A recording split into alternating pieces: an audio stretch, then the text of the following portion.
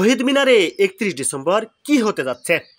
চলতি বছরের শেষ দিন ৩১ ডিসেম্বরকে সামনে রেখে বিভিন্ন স্লোগান লিখে সামাজিক যোগাযোগ মাধ্যম ফেসবুকে আলোচনা সৃষ্টি করেছেন বৈষম্যবিরোধী ছাত্র আন্দোলন ও জাতীয় নাগরিক কমিটির সদস্যরা।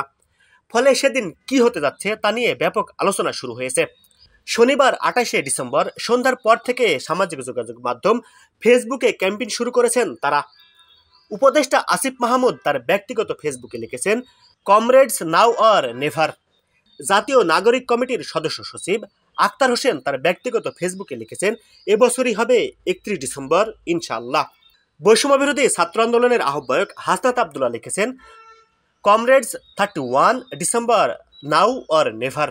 এছাড়াও তিনি লিখেছেন, এটা মুজিববাদদের কবরের ঘোষণা। বৈষম্যবিরোধী ছাত্র আন্দোলনের অন্যতম সমন্বয়ক রিফাত রশিদ তার ফেসবুক পোস্টে লিখেছেন, wall I on 31 December 2024 now or never.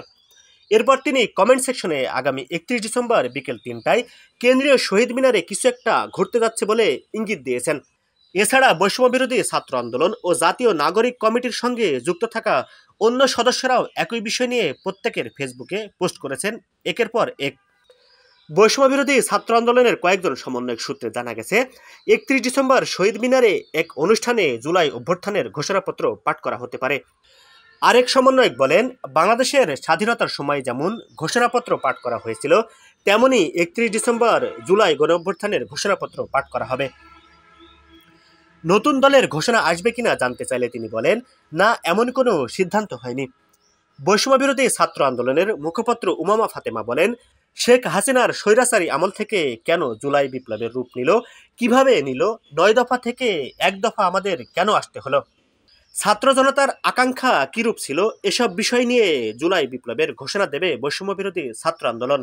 এদিকে এর আগে বৈষম্যবিরোধী ছাত্র আন্দোলনের নেতৃত্বে এবং জাতীয় নাগরিক কমিটির মুখপাত্র সামান্তা শারমিন বলেন, বিভিন্ন সংবাদ মাধ্যম এবং সামাজিক যোগাযোগ মাধ্যমের বরাতে আমাদের দৃষ্টিগোচর হয়েছে, বৈষম্যবিরোধী ছাত্র আন্দোলনের নেতৃত্বে এবং জাতীয় নাগরিক কমিটির উদ্যোগে অনাগত রাজনৈতিক দলের নাম জনশক্তি। এটি জনমনে বিভ্রান্তির সৃষ্টি করেছে। আমরা নিশ্চিত করতে চাই, এ ধরনের কোনো নাম কিংবা সিদ্ধান্ত নিয়ে আমাদের মাঝে আলোচনা হয়নি।